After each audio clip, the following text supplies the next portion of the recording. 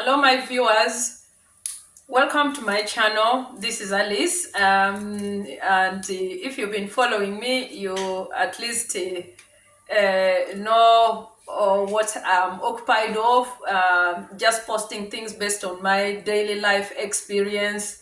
And I relate sometimes with the things that might be happening or what other people might be experiencing or so basically that's what I'm occupied of in this channel. So for my viewers today, I'm here in the kitchen cooking, so I will be moving back and forth, but my point today is I just want to talk a little bit about my background, where I come from. I live in Norway, but I come from Uganda. A Japadola by tribe. It's a minority group of people who come from eastern part of Uganda, and I'm a first child in the family. I grew up deep down in the village, deep down in the village. But sometimes I sit down and really reflect and I say, we come far. Sometimes you cannot just imagine how you have really maneuvered life and reaching to where you are. Life is about struggles and climbing up to try to reach that level where you feel I'm worth here. And indeed, I feel like I have really come a long way growing up in the village whereby you wake up, you're going to school, you have only one uniform that you wear from Monday to Friday. You wash it every night because the material is polyester, which is easy to wash. And you have like maybe two pants that you make sure you have to wash them and hang. Each time you're going to shower is when you wash and hang so that it is ready for you to wear tomorrow when you're going to school. And you have only one dress that you use at home, and it's the same dress you use for sleeping. And you have only one dress to go to church, and that dress was bought for you during Christmas. And when they used to buy us those dresses, I remember me and my sister, we could wake up in the night, we light the candle, and again you try it. It was like a miracle. But right now, I can't count how many clothes or dresses I have in my closet. I have a walk-in closet whereby sometimes I just stand and I look and I say, Alice, did I ever in life have only three dresses, uniform, a dress for staying home and one for going to church or going to visit? And visiting was visiting our aunties and this and that. So the reason to why I bring out this is just to give out my life history to where I am, to whoever is either struggling or whoever relates with this knows. I know many of my African backgrounds, they really relate. It could be also somewhere out in Europe, yeah, but that was our life. I started wearing shoes, I think when I was 13 years. And the shoes that I wore, it really burned my legs the first time I wore it, that it left a scar up to now.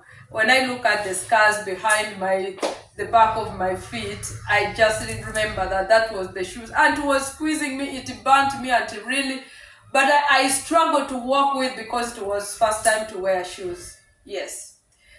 Yeah, I would say that in the beginning, my father worked as a policeman before when I was a young child, but that was during the rule of the former president Idi Amin. And when I think my father said he was transferred to the section that he did not like, and he had to resign.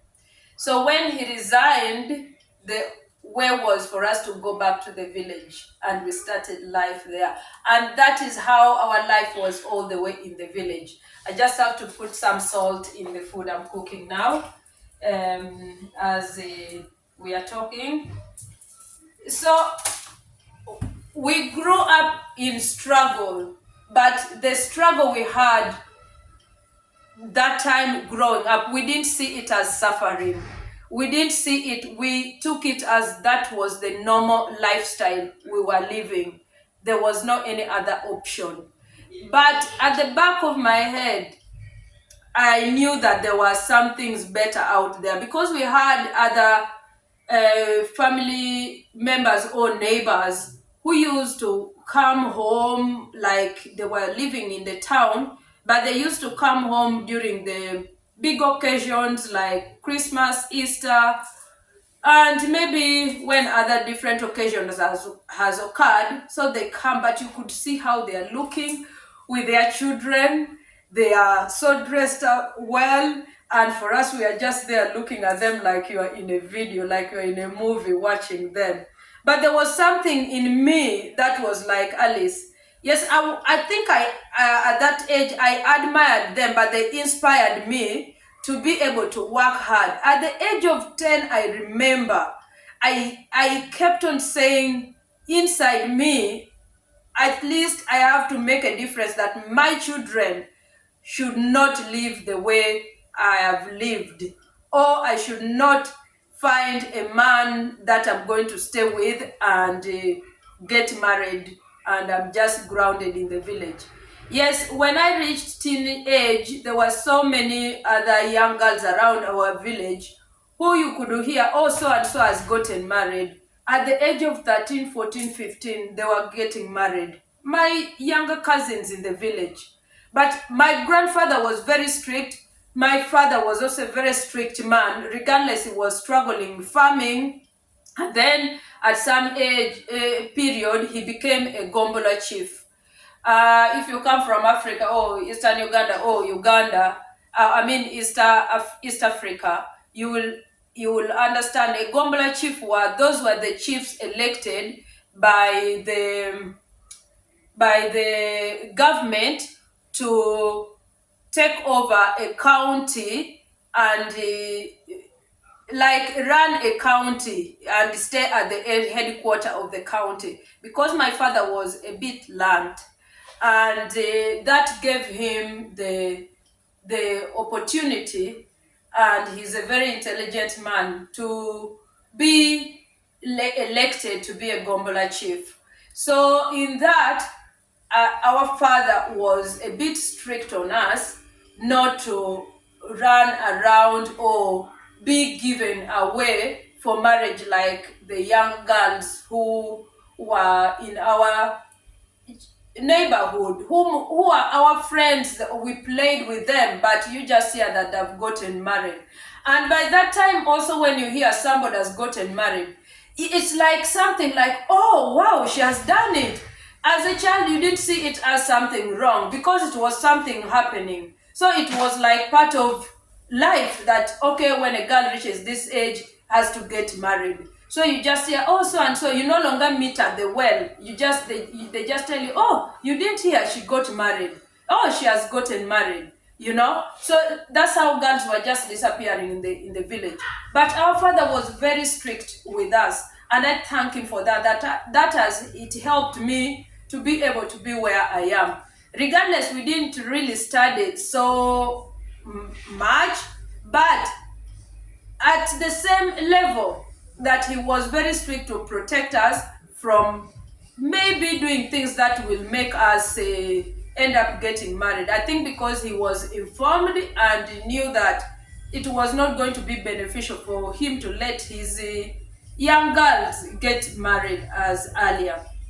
So coming back to home, we used to do house chores, we used to go fetch water, we used to go in the forests to go and get firewood for our parents to come and for cooking food. In holidays, we used to go keep the rice in the village, because rice is grown or planted around swampy areas. And around the swampy areas is near the forest, far away from the home, from our homes. So you could go there alone. We could go in turns. Like you go in the morning up to maybe 1 o'clock, then maybe another sibling or a cousin takes over to keep, because the rice was planted in big plantations. So it was not only ours. So if you're there, you're helping keep even for neighbors. And then we could do that, rotate. But the one thing I want to say is that it made me become resilient, because there were monkeys coming around looking for food. You have to stand strong to chase the monkeys. You have to be strong to chase the birds from the rice constantly, that they are not eating the rice until sunset. You could go there with maybe fruits, you pick mangoes, that's what you eat. You're staying there. But I think if I remember right now, the things that I did or we did as children, it prepared us to be who we are now. Like, there are challenges that we meet in life when we have grown. But when I realized that, this is nothing for me, because I dealt with a lot. Sometimes you meet a big snake crossing the road. You are a child alone. You have to let the snake, you hear it just hovering. Or you're passing, and little did you know, through the maize plantation, you just see a big snake going, and you're passing, going. You either stand still and let it go, because if you run, it will think you're trying to attack it. So you just stand still and let the snake go. We lived in, I just can't imagine the life we lived. I remember one time at night, my brother was sleeping. We were sleeping in a bedroom, of course, all of us like siblings. But the candle was left on. I don't know why was the candle left. I just saw a black snake passing, running over my brother. It just passed over him.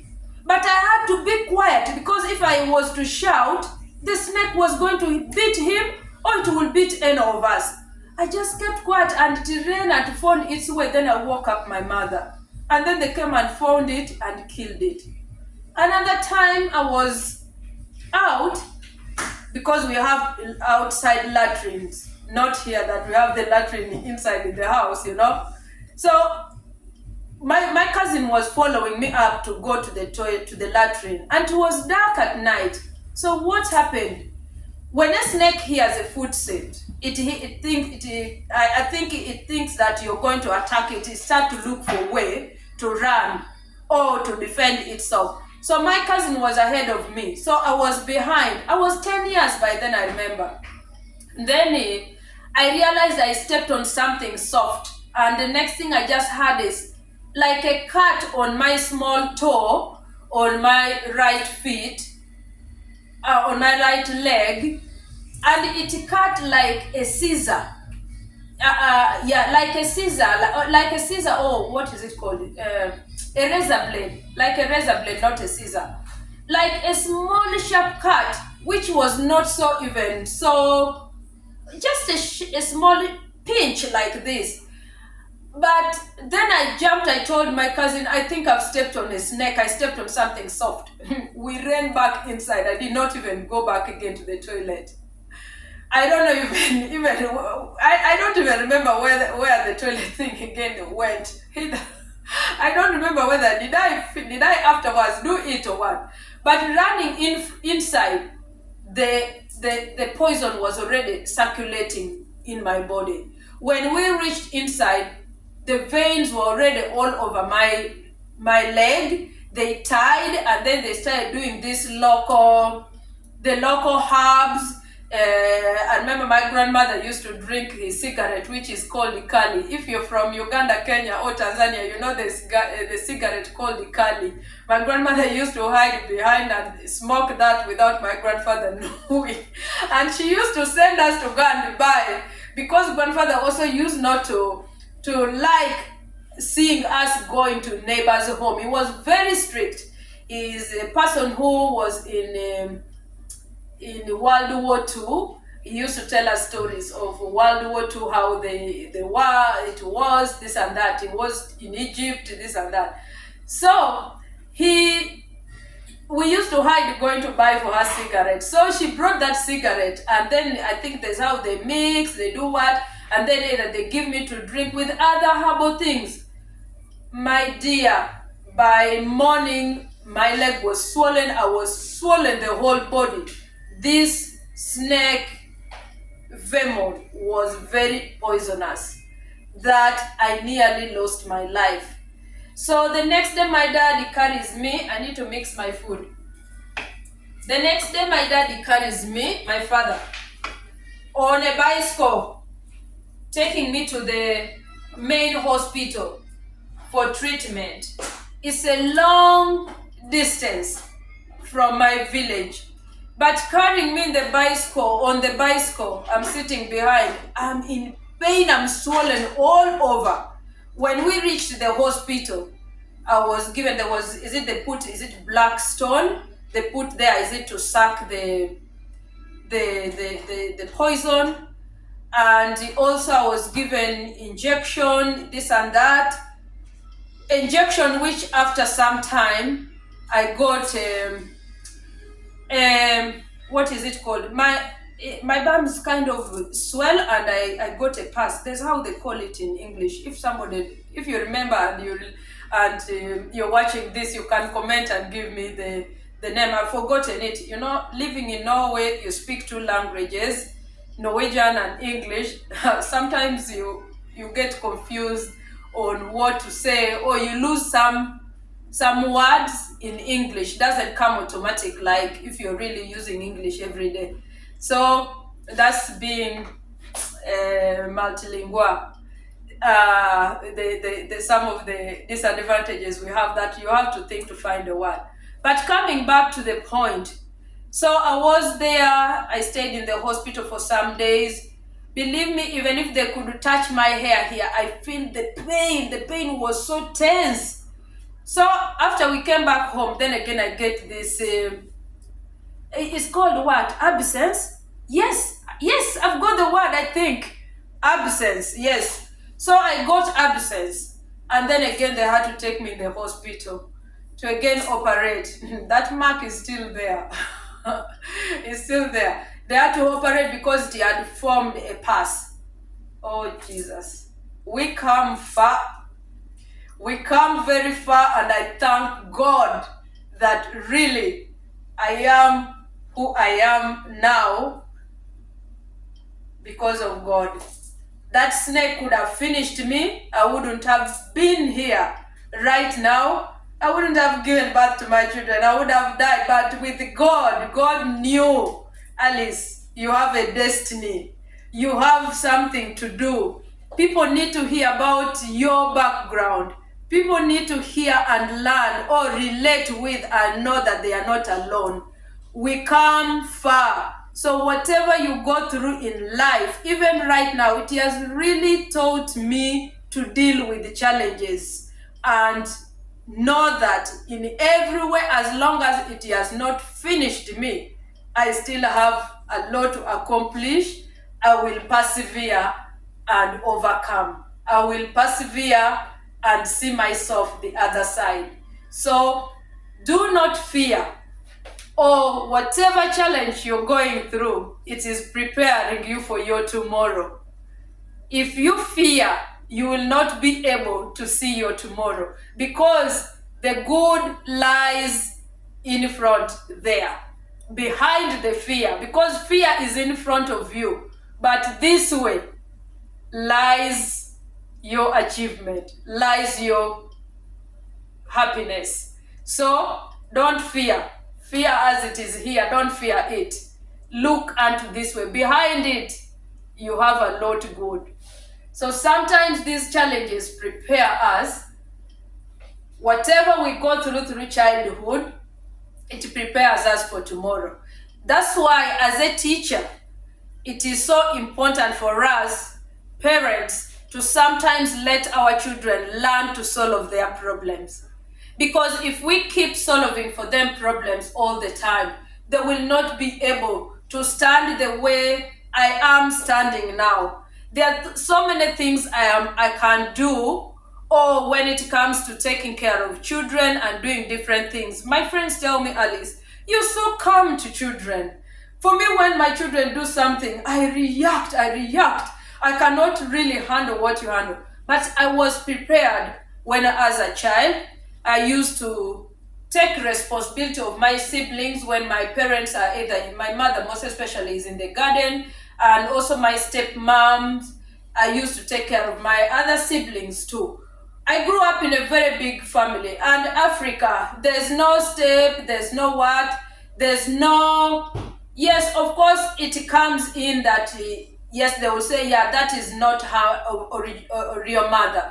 But when you're together, it is just one family. Not until maybe you divorce or what, that's when you realize, oh, these ones are the children to so and so, and these are the children to so and so. When my mother was away from my dad, my dad had another woman. So that was when people knew that the difference in our family. Oh, these are Mama Alice's kids. Oh, these are Mama so and so's kids. So, but we grow up in a big family whereby we are all siblings, be it my uncle's children, we are all siblings in the family. So you find that it's very difficult, such a thing when you're living in Europe, for someone to really accept it that, oh, how can you say so and so is your sister and yet you're not the same? No, for us we don't differentiate unless otherwise when something happened. Yeah,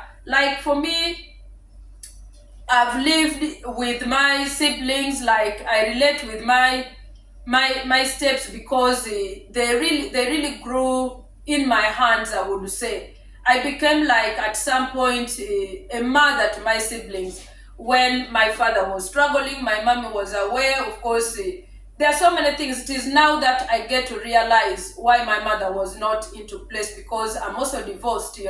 So I know that there are things that may cause your parents to be away or separate, so you understand what comes in life.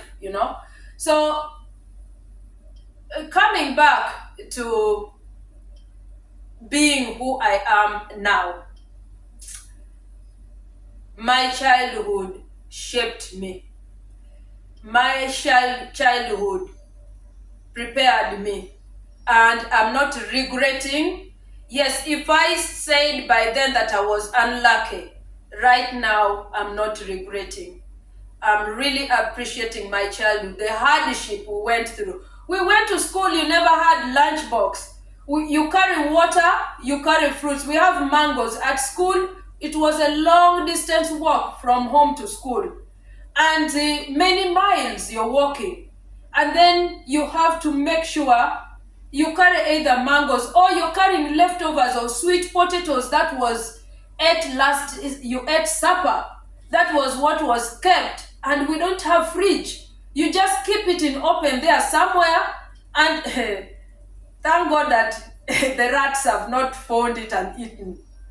That will be another thing I will talk. We had rats. Sometimes rats could even eat your toenails. And rats, the way they eat, they blow and make sure you don't wake up. But when you wake up in the morning, that is when you feel the pain when your leg is just like breathing, because the rats have eaten.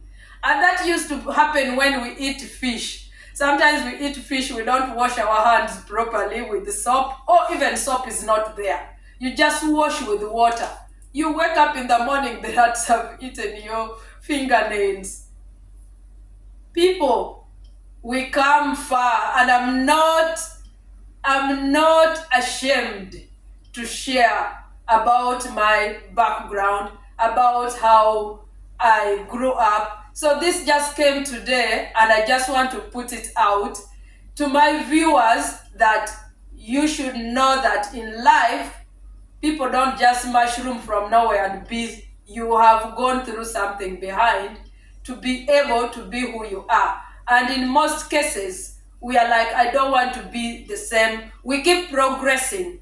We keep progressing because you don't want to live the same way you lived yesterday or some years back. And that is the way of life, that you challenge yourself to come out from what you were years back, to live a different life, to challenge yourself to not remain in the sufferings you had. Yes, it looked like suffering. Of course, we had less what, but right now I'm able to take care of my children. I'm able to take care of myself. I've educated myself in this country, and I will still educate myself. And I have a good, decent job being a teacher in a secondary school, according to in Uganda, that is secondary, O level. I'm happy. I'm okay. I'm living my life. At the age of 49, I feel at peace that I have come a long way. So whatever will come in is just addition of what I feel I'm now comfortable. I can pay rent, I can feed myself, I can pay my bills, I can pay school fees for my children, I can dress my children. These were the things which were challenging to my parents, that we couldn't go further in the education because they couldn't afford to pay for our school fees. But I didn't blame them. My father was a farmer, but then when the government took over, farming did not again gain value as it was before, as people used to live in farming and grow crops and sell. I will talk about that again.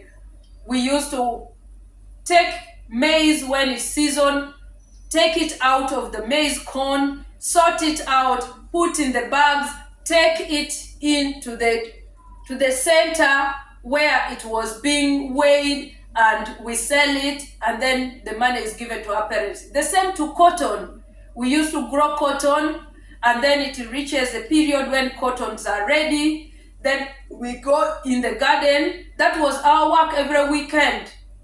And sometimes afternoon when we come from work, you go and take off the cotton, you carry bags, you fill the bags you're given each child. You have to fill that bag and take home. If you're given 2 or 3 bags just to fill up, take home, you pour it in a room, and you start sorting out the white clear cotton plus away from the cotton that is like kind of brownish. And those kind of brownish, which is not good for making fabric, those ones we use to make it and prepare and make our mattress for sleeping.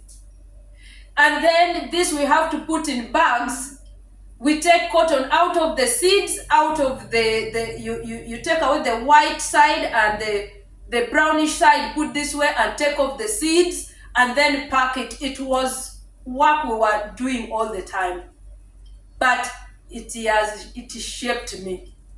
So that's briefly what I want to talk about. I will talk about my childhood, how I used to be with friends, what we used to do also. We used also to play a lot. I will talk about that. And I will talk about school too, how it was. But for today, it has just come in between so many different things as a start. But I hope this you will relate with, or somebody will be able to learn and know that Alice, this lady from Uganda living in Norway, went through a lot, and whatever she's achieving or telling us right now, she's worthy having that life. So be blessed. I need to serve my dinner. Catch up again. Bye for now.